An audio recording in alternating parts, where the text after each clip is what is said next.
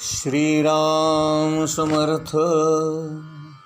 गोपाल कृष्ण भगवान की जय. ब्रह्मदेव भगवंताची स्तुती करण्यामध्ये, त्याचं गुणगान करण्यामध्ये मग्न आहेत आणि ते आपल्या सर्वसामान्य लोकांना उद्देशून आपल्याला हे सांगू इच्छितात की इतर प्राणीमात्रांवर जो दया करतो तो भगवंताला विशेष प्रिय असतो. आणि म्हणून सर्व संतांनी हेच आपल्याला सांगितलेलं आहे, जे जे भेटे भूत ते ते मानी भगवंत. कसं आहे बघा, बाह्य रूपाने, बाह्य आकाराने, बाह्य देहाने जरी प्रत्येक जीव वेगवेगळा दिसत असला, भासत असला, त्याचा आकार, रूप, रंग, त्याच्या शरीराची ठेवण, त्याचा देह हे जरी वेगवेगळं असलं तरी त्या सर्व देहांना चालवणारा, त्या सर्व जीवांचं उत्पत्ती, स्थिती आणि लय घडवून आणणारा, त्या सर्व जीवांचं योगक्षेमम वहाणणारा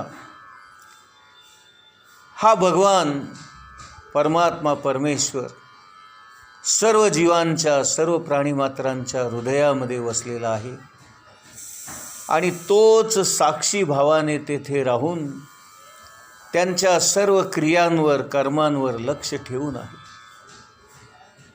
आणि म्हणून आपण कोणत्याही जीवाला दुखवता कामा नये, नाही का? तुकाराम महाराज म्हणतात, न घडो कोण्या जीवाचा मत्सर.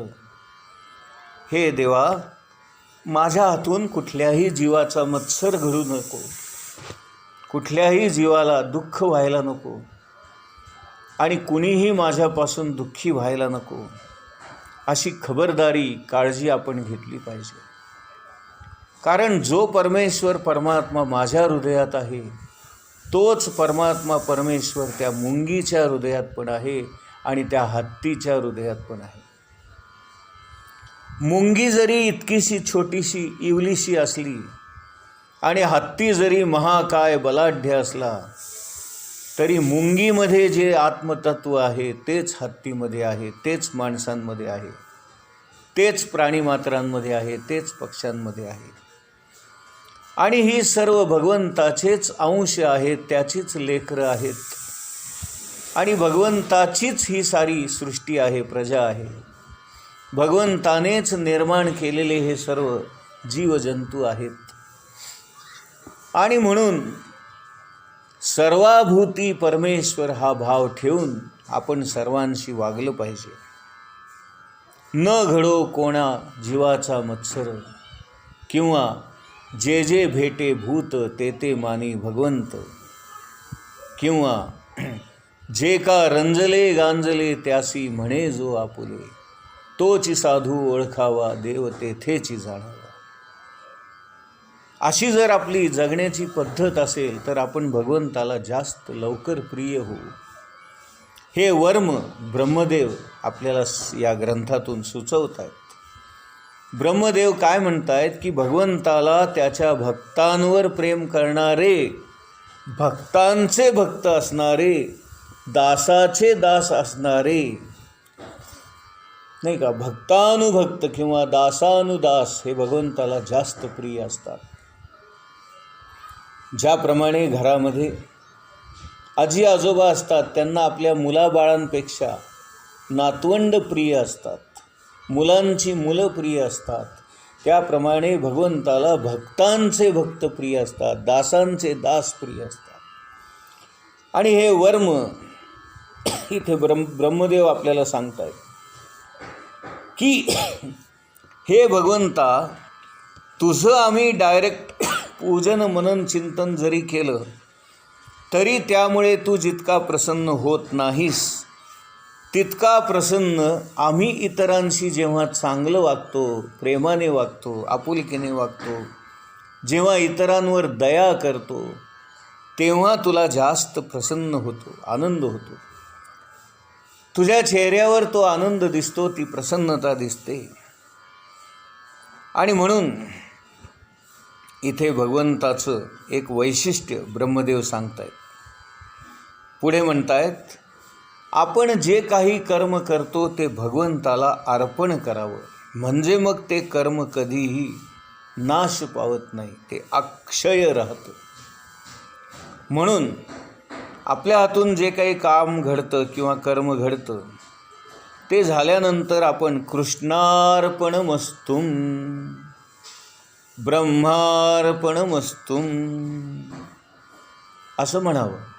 म्हणजे मग त्या परब्रह्माला, त्या कृष्णाला आपलं कर्म पोहोचतं आणि ते कर्म कधीही वाया जात नाही, नाश पावत नाही, ते अक्षय राहतं.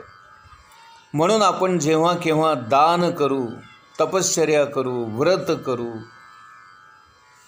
यज्ञयाग करू किंवा नामस्मरण करू, ते केलेलं कर्म आपण भगवंताला अर्पण करावं, म्हणजे ते कर्म भगवंतापर्यंत पोहोचतं आणि त्याचं जे काही फळ चांगलं किंवा वाईट ते आपल्याला यथावकाश भगवंताच्याच कृपेमुळं आपल्याला मिळतं.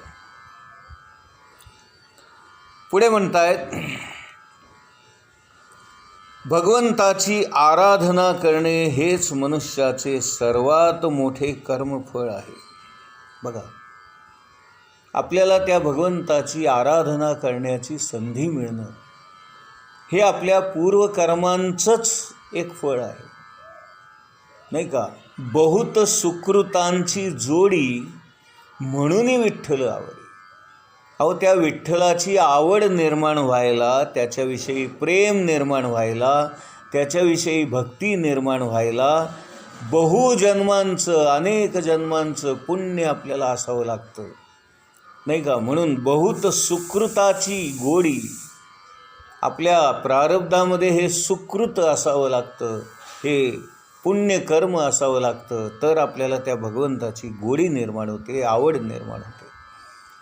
आणि जोपर्यंत आपल्याला त्याची आवड आणि गोडी निर्माण होत नाही तोपर्यंत आपल्या हातून त्या भगवंताविषयी कुठलंच कर्म होत नाही. आणि म्हणून ब्रह्मदेव आपल्याला हे सांगतायत की आपल्या हातून जेव्हा एखादं दान घडतं, तपश्चर्या घडते, व्रत घडतं, यज्ञ घडतो, भगवंताची आराधना घडते, भगवंताचं पूजन घडतं, या सर्वाद्वारे आपण जेव्हा त्या भगवंताची प्रीती, त्याचा आनंद, त्याचं समाधान याच्यासाठी आपण काही ना काही प्रयत्न करतो. आणि हे करायला मिळणं हेच मोठं भाग्य आहे आणि हेच आपल्या पूर्वकर्माचं मोठं फळ आहे. बघा, म्हणजे आज आपण जे काही भागवत ऐकतो आहोत, भागवत मी सांगतो आहे, हे भगवंतानी आत्तापर्यंतच्या आपल्या कर्माचं सर्वात मोठं फळ आपल्याला दिलेलं आहे, याची सर्वांनी जाणीव ठेवा. अहो, ते आहे म्हणून आज आपल्याला हे भागवत ऐकायचा योग आलेला आहे आणि मला तो सांगायचा योग आलेला आहे. आपलं कुठल्या तरी जन्मीचं पुण्य फळाला आलेलं आहे. आणि ब्रह्मदेव हे सांगतोय म्हणजे याच्यामध्ये काही संभ्रम किंवा प्रश्न निर्माण होण्याचा विषयच नाही आहे, किंवा हे खरं का खोटं अशी शंका मनात यायला जागाच नाही. कारण ब्रह्मदेवानी सांगितलं आणि आपल्या हातून हे घडणं हेच सर्वात मोठे फळ आहे आणि भगवंतानी ते आज आपल्याला दिलं आहे. आणि म्हणून आज आपण भागवत ग्रंथाचं पूजन करतोय, त्याचं दर्शन घेतोय, त्याचं श्रवण करतोय, मी त्याचं कीर्तन करतोय. पुढे म्हणतात, आपण नेहमी आपल्या स्वरूपाच्या प्रकाशाने प्राण्यांचा भेद आणि भ्रमरूपी अहंकार नाहीसा करता. हे एक भगवंताचं वैशिष्ट्य त्यांनी सांगितलं. प्राण्यांमध्ये अहंकार असतोच. जेव्हा आपण बोलताना मी हा शब्द वापरतो तेव्हा मी हा जो आहे तो अहंकार दर्शक आहे. मी अमकं केलं, मी हे केलं, मी ते केलं, मी असं केलं, मी तसं केलं. हा जेव्हा मी येतो तेव्हा तो आपल्यातला अहंकार दाखवतो. म्हणून जो कोणी भक्त आहे, जो कोणी साधक आहे, जो कोणी भगवंतावर प्रेम करणारा प्रेमी आहे, त्याने मी केलं हा शब्द कधीही वापरायचा नाही. हे एक पथ्य या निमित्ताने आपण आजपासूनच पाळायला सुरू करूया. मी पण करतो आणि तुम्ही पण सर्वजण करा, की इथून पुढच्या काळात आपण कधीही मी अमुक करतो असं म्हणायचं नाही. मग काय म्हणायचं? भगवंताच्या कृपेने हे घडून आलं, किंवा भगवंताने माझ्याकडून हे करवून घेतलं, किंवा भगवंताची कृपा म्हणून त्याने मला ही संधी दिली. भगवंतानी माझ्या देहाचा या सत्कर्मासाठी वापर करून घेतला. भगवंतानी मला माध्यम म्हणून वापरलं आणि त्याचंच कर्म त्याने त्याच्याच इच्छेने आणि त्याच्याच सामर्थ्याने करून घेतलं. अशा पद्धतीने आपल्या मुखातून भगवंताचंच सतत स्मरण झालं पाहिजे आणि कोणत्याही कर्माचं, कुठल्याही कर्तव्याचं कर्तेपण जे आहे ते आपण भगवंतावरच सोपवायचं आहे. कधीही कुठल्याही गोष्टीचं कर्तेपण आपण आपल्या स्वतःकडे घ्यायचं नाही. कारण या जगामध्ये आपल्याला क्षुद्र होण्याची सुद्धा किंमत नाही आहे. कवडी मोल सुद्धा नाही, काडीचीही किंमत नाही. आपल्या इच्छेने कोणतीही गोष्ट घडत नाही. आपल्यामध्ये कुठलंही सामर्थ्य नाही. एक लक्षात घ्या, भगवंतानी मला पाय दिले आहेत, त्याच्या इच्छेनेच माझे पाय हलतायत आणि म्हणून मी चालू शकतो. भगवंतानीच मला हात दिलेत, त्याच्या इच्छेने माझे हात हलतात म्हणून मी एखादं काम करू शकतो. भगवंताने मला वाचा दिलेली आहे, त्याच्यापूर्वी माझ्या आतमध्ये 3 वाचा काम करतात म्हणून मी वैखरीने बोलू शकतो. भगवंतानीच मला डोळे दिलेले आहेत आणि त्याच्या इच्छेने आणि त्याच्या शक्तीने आणि प्रेरणेनेच मला दिसतं. भगवंतानी मला कान दिलेले आहेत, त्याच्याच कृपेने मला ऐकू येतं. या सर्व गोष्टींची आपण जाणीव ठेवली पाहिजे. तसा हा आपला देह जो आहे तो पंचमहाभूतांपासून बनलेला आहे आणि पंचमहाभूतांना स्वतःचं चैतन्य नाही, स्वतःचं सामर्थ्य नाही.